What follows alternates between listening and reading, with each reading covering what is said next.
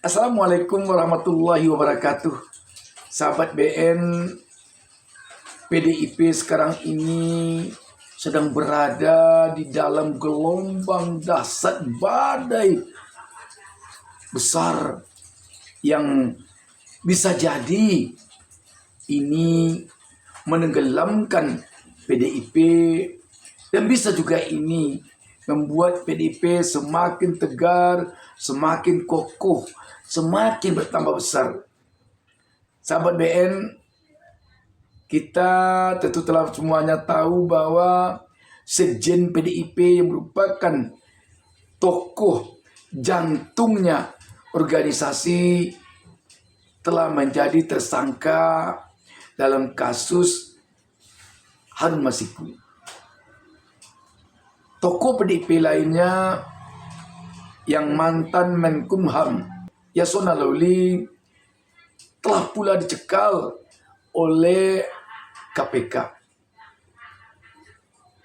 Sahabat BN, akankah tokoh-tokoh PDIP lainnya akan turut menjadi sasaran KPK, termasuk Ketua Umum PDIP Megawati Soekarno Putri? Inilah pertanyaan yang sekarang ini sedang berpendar di tengah-tengah publik. Sahabat BN, KPK sekarang ini tampaknya sedang mencoba menyambut bara api panas yang ditinggalkan oleh KPK periode kemarin. Namun yang sekarang ini menjadi perbincangan di tengah-tengah publik, apakah KPK sekarang ini kehadirannya benar-benar untuk memerangi korupsi, ataukah ada tujuan lain di balik itu? Sahabat BN, terhadap apa yang terjadi di PDIP sekarang, mungkin agaknya kita perlu melihat ke belakang. Setelah 5 tahun Harun Masiku buronan, hilang tak tentu rimba, yang sejak dulu menjadi pertanyaan di tengah-tengah publik, kenapa kok Harun Masiku ini tidak ditemukan, tidak tertangkap oleh KPK?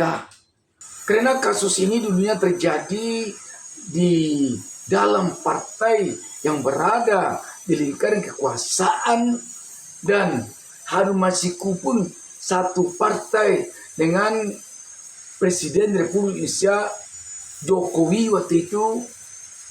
Malah publik menganggap tidak tertangkapnya Harun Masiku karena memang KPK tidak ingin menangkapnya, karena KPK tentu saja berpihak kepada penguasa. Itu dulu anggapan publik. Padahal seharusnya KPK tidak berada di pihak penguasa, tetapi berada di pihak rakyat dalam pemberantasan korupsi. Sungguh sangat tidak masuk akal KPK tidak bisa menemukan Harun Masiku. Sebab sebelum ini, di era kepemimpinan SBY, Bendahara Partai Demokrat Nazarudin juga jadi buron, tetapi tidak lama dapat ditemukan oleh KPK. Di negara lain malah ditemukan. Sehingga makin kuat dugaan waktu itu bahwa KPK sudah dikendalikan oleh penguasa, oleh Jokowi. Kalau dilarang oleh Jokowi dia menangkap seorang, tidak ditangkap. Kalau diperintah oleh Jokowi dia mengusut suatu kasus, baru dia usut. Dan malah waktu itu ada anggapan bahwa Jokowi yang hanya seorang mantan tukang kayu, dan ijazahnya pun sempat dipersoalkan, dan paling tinggi hanya ijazahnya S1. Itu pun kalau tidak benar tuntutan orang yang menuntut ijazah Jokowi ke pengadilan dalam tuntutan dugaan ijazah palsu. Tetapi ternyata Jokowi bisa mengalahkan SBY yang seorang jenderal bintang 4 bergelar profesor dengan pendidikan doktor. Di mana kalah SBY oleh Jokowi, Jokowi bisa mengendalikan KPK, bisa memerintah KPK, sedangkan SBY tidak bisa mengendalikan KPK, tidak bisa mengatur-atur atau minta-minta KPK. Buktinya, Bendahara Umum Partai Demokrat Nazarudin yang waktu itu Ketua Umum Partai Demokratnya SBY tidak bisa menghalangi KPK untuk menangkapnya. Sedangkan Jokowi seakan bisa menghalangi KPK untuk menangkap Harun Masiku. Setidaknya itulah anggapan yang berpendar di tengah-tengah publik waktu itu. Walaupun mungkin anggapan itu tidak ada benarnya. Sebab Sekjen PDIP Hasto Kristianto diyakini oleh publik tidak akan bisa menghalangi KPK untuk menangkap Harun Masiku. Jangankan Hasto Kristianto, Ketua Umum PDIP Megawati saja diyakini oleh publik tidak akan mampu menghalangi KPK untuk menangkap Harun Masiku. Yang bisa menurut publik hanya Presiden Kepala Negara, yakni Joko Widodo. Sebab dengan direvisinya Undang-Undang KPK yang lama, KPK dan Dewas KPK sudah berada dalam rumpun eksekutif. Karyawannya pun telah menjadi ASN, berada di bawah Kementerian Pan-RB. Dan isu-isu yang mengemuka di tengah-tengah publik waktu itu bahwa KPK telah berada di bawah kendali Presiden Kepala Negara atau penguasa sudah sangat gencar waktu itu. Sekarang tampaknya KPK sedang semangat-semangatnya memburu orang-orang yang diperkirakan ada kaitannya dengan Harun Masiku, terutama yang berada di dalam lingkaran PDIP. Dan kita tahu bahwa sekarang ini PDIP telah berada di luar kekuasaan. Dan PDIP pun sekarang ini telah berseberangan dengan Jokowi cukup lama. Dan puncaknya semenjak Jokowi telah dipecat oleh PDIP beserta anaknya Gibran dan menantunya Bobi Nasution. Dan tentu diacungi jempol oleh publik kalau KPK periode sekarang ini benar-benar tidak akan pandang bulu menebas siapapun yang berada di depan, yang berhadapan dengan KPK dalam kasus korupsi.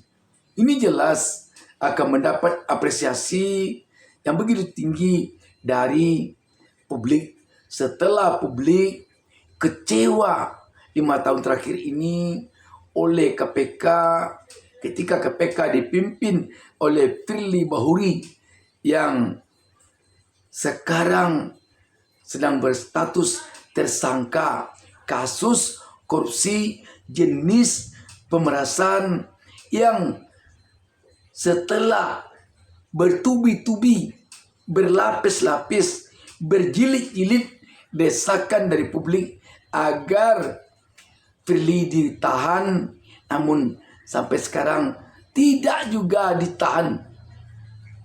Padahal kasusnya kasus korupsi, padahal dia adalah tokoh sentral, pucuk pimpinan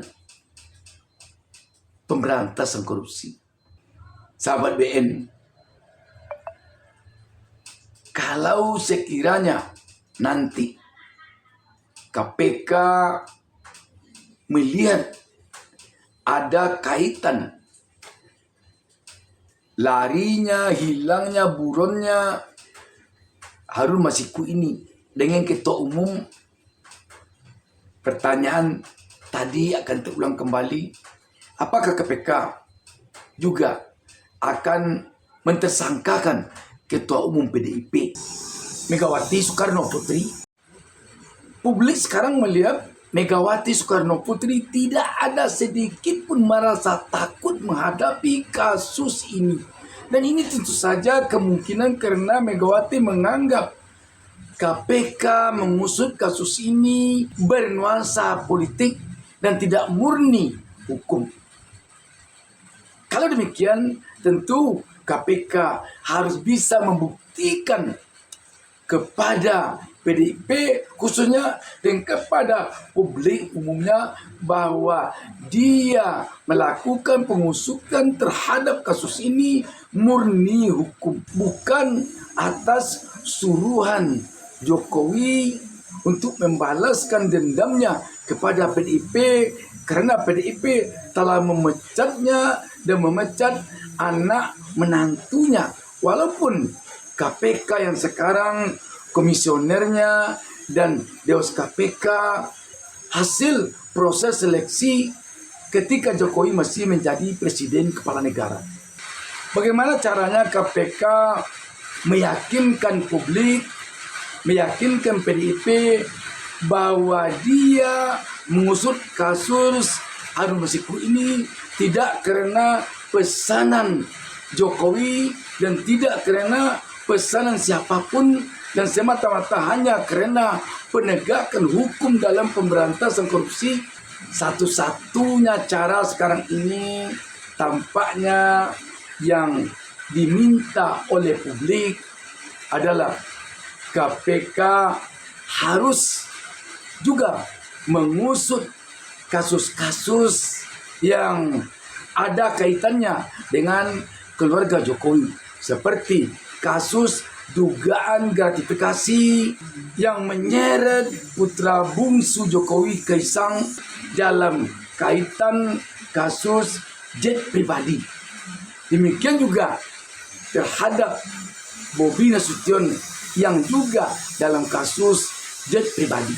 Selain itu, KPK juga harus berani mengusut laporan yang dibuat oleh warga masyarakat Ubaidillah, dosen UNJ beberapa waktu lalu berkaitan dengan dugaan korupsi yang dilakukan keluarga Jokowi yang dilaporkannya kepada KPK. Selanjutnya, KPK juga harus mengusut kasus dugaan korupsi tentang pengalian kuota haji yang terjadi di Kementerian Agama ketika Menteri Agamanya dijabat oleh Yakut Khalil Thomas yang kasusnya telah dipansuskan oleh DPR dan kabarnya DPR pun telah meminta kepada KPK agar masuk di Kementerian Agama. Namun sampai sekarang publik atau rakyat belum lagi mengetahui apa tindakan KPK terhadap permintaan DPR ini. Publik tahu bahwa Menteri Agama ini dulunya adalah orang dekat Jokowi. Dengan diusutnya secara tuntas, transparan, dan benar-benar seperti pengusutan yang dilakukan oleh KPK kepada PDIP sekarang ini, maka besar kemungkinan nanti publik akan yakin bahwa KPK yang sekarang ini memang kehadirannya semata-mata hanya untuk menegakkan hukum di dalam pemberantasan korupsi, bukan perpanjangan tangan oleh siapapun juga yang ingin membalaskan dendamnya kepada lawan-lawan politiknya. Publik menunggu langkah KPK selanjutnya. Demikian sahabat BN. Wassalamualaikum warahmatullahi wabarakatuh.